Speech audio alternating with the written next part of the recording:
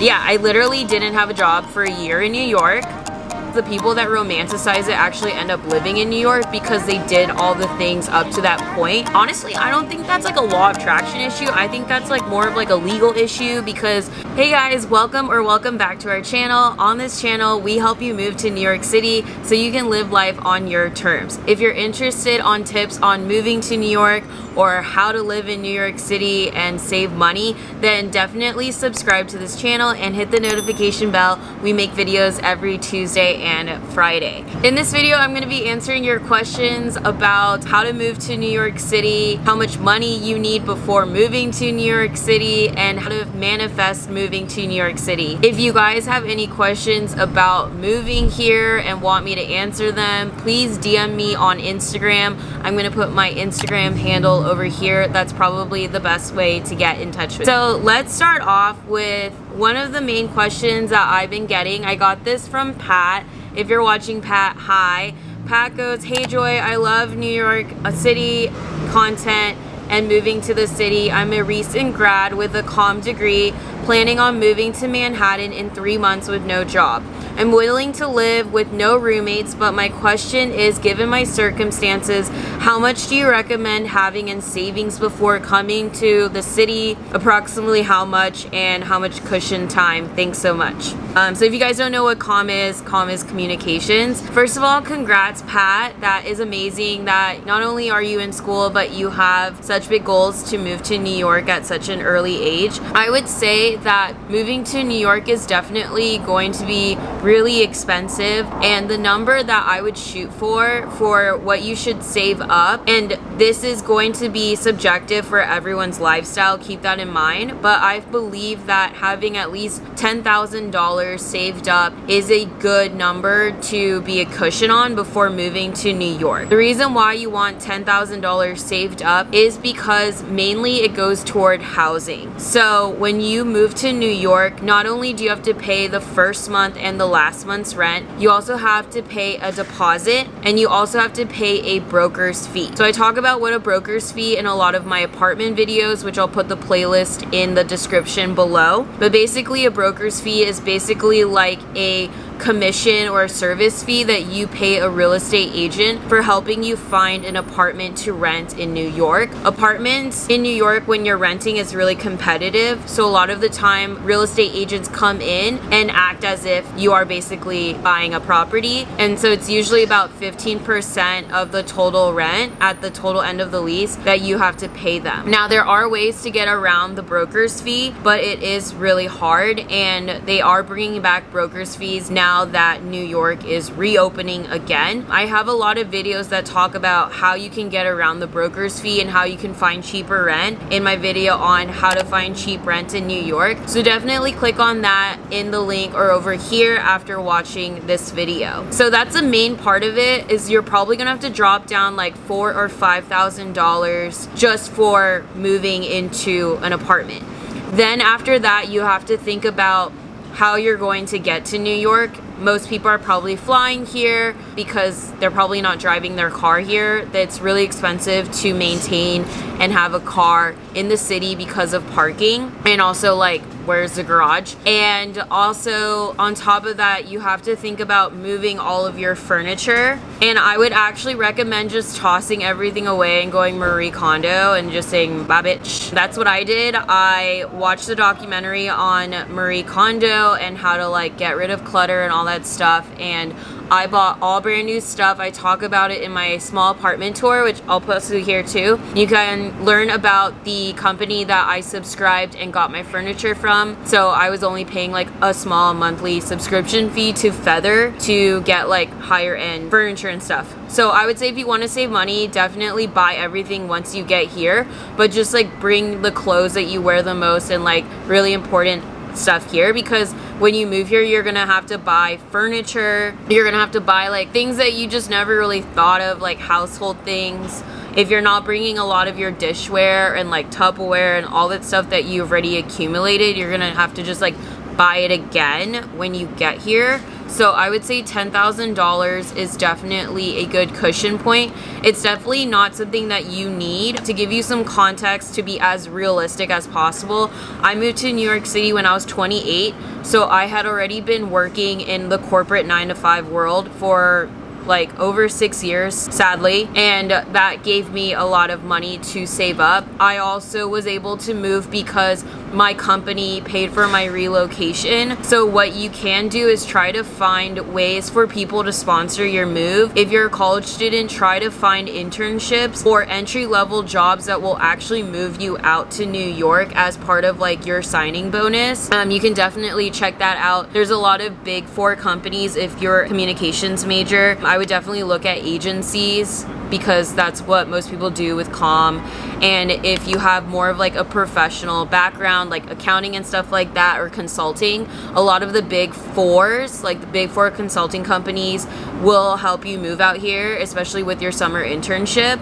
So I would definitely look into that because they do provide summer housing. My brother did a internship for consulting when he was in high school, and they provided his housing during the summertime. That's why during the summertime it's commonly known as like intern city, which to each their own, depending on what age you are. I think it's kind of annoying, but I'm old, so don't listen to me. Jocelyn asked me, hey, I just watched your YouTube video on how to manifest moving to New York City. I have some questions. If you can answer them, I'd really appreciate it. So polite. 1, how many times a day do I say the affirmation? 2, can I manifest the move on a specific date? 3, do I have to write it down on a paper or can I do it on my phone? 4, is doing affirmations and visualizing enough? And 5, am I able to do it by even if I'm 16? Woo!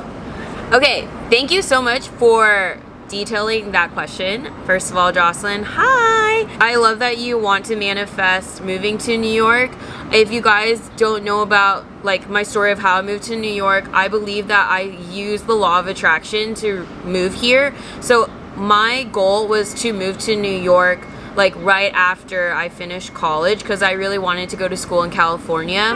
But for some reason, like things just never worked out in the timeline that I wanted. So I didn't actually move here until I was 28. The job that I first started at, I applied in New York and they somehow recruited me to get to Arizona and then told me that after a year I could transfer. And politics, you know how that goes, so it never happened. But they finally did move me out here after like 5 years, so that's a different story. But I would say I would affirm as many times as you freaking want, but I typically do my affirmations in the morning because I just find that that puts me in a better mood and it sets the tone of like what I want my day to be. So I would say always do your affirmations in the morning, and I try writing them down, but then I also like listening to them and saying them over and over again, like while I'm looking in the mirror or something like that. You can also do it end of night.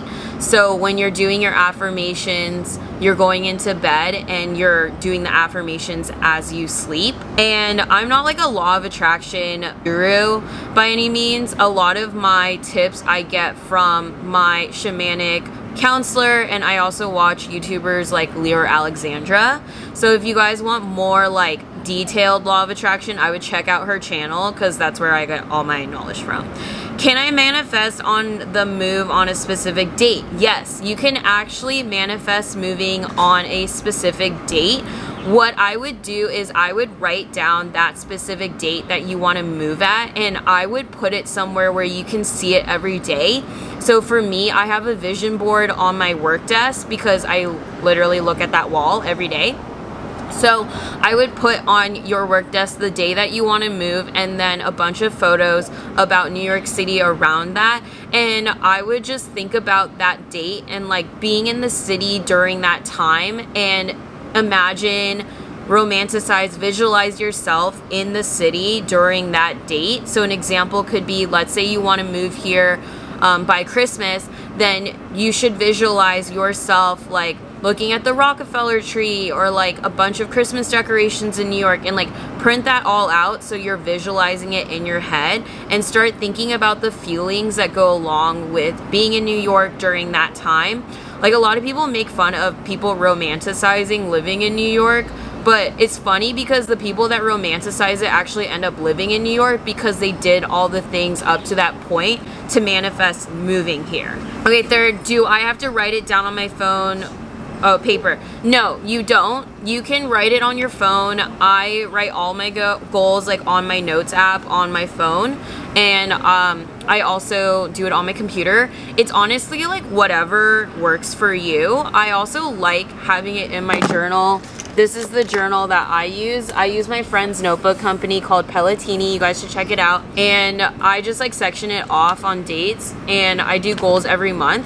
But I find that if you have something that you write down with that you can see every day, then it works better because then you can reflect back and track where you are. Okay, then Jocelyn asks, is visualization and affirmations enough? No. So not only is visualizing and affirmations enough, but you need to start becoming the person that you're going to be when you're in New York. So when people think about people that live in New York, you're probably going to describe someone that is assertive, a hustler, someone who's very direct, someone who's very goal-oriented, someone who is a go-getter, you know, all the feels. Like, whatever you think the New York you is going to be, then you need to start becoming that person, because with the law of attraction is you're going to have whatever you want or step into where you want to be when your vibration matches with that vibration. So an analogy is like, if you have negative thoughts and you think everything's bad around you, you start thinking about and seeing stuff that are only negative. So I want you to think about, like, right now, I want you to think about everything around you that's the color red.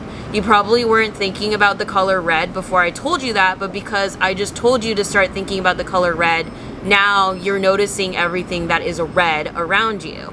Same thing goes with thoughts. So if you're thinking that everything around you is great, then you're going to start thinking about things that are great around you. So that goes with also like law of attraction and attracting stuff.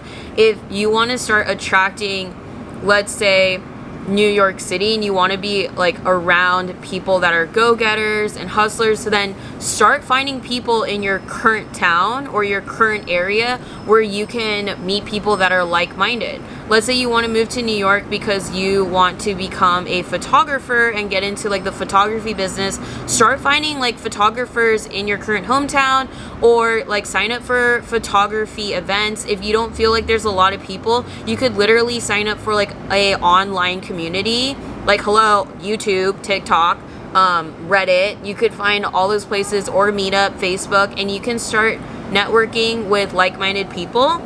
And that's going to start giving off that energy to the universe of other things similar to that.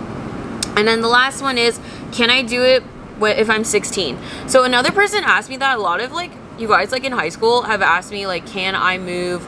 Honestly, I don't think that's like a law of attraction issue. I think that's like more of like a legal issue, because in order for you to move to New York without your parents, you have to be emancipated, or you need them to basically have like some form of guardian watching over you. I don't want to get into like how to get emancipated because that's like kind of effed up. So I'm not going to talk about that, but I do not think you're probably going to move here in high school, unless your parents are really cool. But I don't think my parents would let me move to New York City like if I was still in high school. And I think you should live your youth, because when you move to New York, you're going to grow up really fast no matter what age you are, because you're going to have to be forced to be really autonomous. So enjoy your youth and don't be in such a rush to move here, because you're going to grow up really fast when you do move here. All right, last question is from C. Ting. Hi Joy, I hope you're doing really well. I'm moving to New York in August, and I was wondering what things I need to do before I move. I'll go visit for life there, but I'm nervous. Yeah, so before you move here, I would definitely visit. I think you should definitely visit New York. I made the mistake of moving to cities without visiting, and my college experience ended up being poor. That's why. So I would definitely visit New York. You don't have to get a hotel. I would definitely try to find someone that already lives here. Most people are really friendly with like letting you crash here, because I think it's like part of the culture. Like, you let people couch surf because you couch surfed before, so it's like this like rotating thing. So I didn't visit New York until I was 25. For like my 25th birthday, I first visited New York, and I was like romanticizing New York for like shows and all this stuff before I moved here. Funny story, I actually talk about it in my Law of Attraction video, but I visited because a friend of a friend that I had never met, she was like my internet friend from MySpace. She lived here in Soho, and we were always friends on the internet, but we never talked. And so I asked her if it would be weird if I like came to visit her, and she was like, no. And so I flew out here, took the red eye, got here at 6 a.m. She didn't answer the door. I was like, oh my god, I got catfish. She ended up sleeping with her AirPods in, so she like let me in. But we had the best time. Jackie, you're amazing. Thank you if you're watching this. I am forever indebted to you. But I would try to find someone that you already know that lives here, and just like, I don't know, definitely like thank them and like do something special for them if they're letting you stay at their apartment for a long time. You can also go on like Hotels Tonight, and they put really cheap hotels that haven't sold out on that same day. So you kind of just have to like fly here and figure it out. But worst case scenario, you can also just like stay at a hostel for $30 a night. So I would do that, and then you could meet other people at the hostel. There's like a hostel in Chelsea, and then there's a hostel over in Long Island City or Queens or something like that. But I would try to find one in the city for sure. And another thing that I would do before you move here is, some people say like, should I have a job before I move here? And I definitely think you should. Like, I don't want anyone to move here and not have a job and New York be really expensive and then get like pissed at me because I put you in a bad situation. So you should always try to find a job before you move here. One, because like they can help you pay to move here.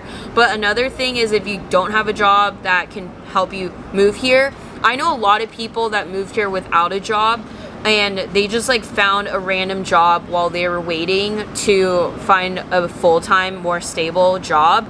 I have like a friend of a friend that moved here, and she's in fashion, and she found a job here. I know a lot of my other friends moved here after college, pursued like being a paralegal. One became a real estate agent. I moved here with my job, and then bad things happened, and I ended up having to leave my job. And then I didn't have a job for a year. Yeah, I literally didn't have a job for a year in New York. And I made it work. I did have money saved up. I was older. Okay, so don't do that, like, if you're 16. But I definitely had money saved up. And I took, like, random jobs to get by. I actually worked at a dog academy in the East Village when I was unemployed, funemployed. And, well, I wasn't like unemployed because I was working, but I would like work part-time there, and they paid me minimum wage while I was making YouTube videos. And I know other people that will like bartend, or they'll just get a serving job or work for like a delivery app while they're trying to find a long-term job. And what you can do is just sublet when you're doing that, because then you don't have to buy furniture and that sort of thing. So those are the things I would do. Definitely visit. And you don't like have to find an apartment. I actually would try to like search and like look for an apartment, like check out the neighborhoods that you like. But if you can't find anything, just come here and Airbnb for like a week or 2 weeks. That 2 weeks is enough, and you should be able to find an apartment within those 2 weeks. And lastly, I will just say, like, when you live here, like I've lived here for almost 3 years now, it's 2.5 years, and it's always just going to be a roller coaster, and you're always going to feel like things are constantly changing. So this is definitely the type of city where like you have to like adjust and take risks, but it's so much fun and it's so rewarding. And I think I've grown the most in New York. I think I've learned the most about myself in New York, even through like the darkest times. Okay, this is my first video. I'm so grateful for this experience, and I hope you guys move here. The battery is gonna die, but thank you so much for watching. Subscribe if you haven't already, and let's be friends. Find me on Instagram.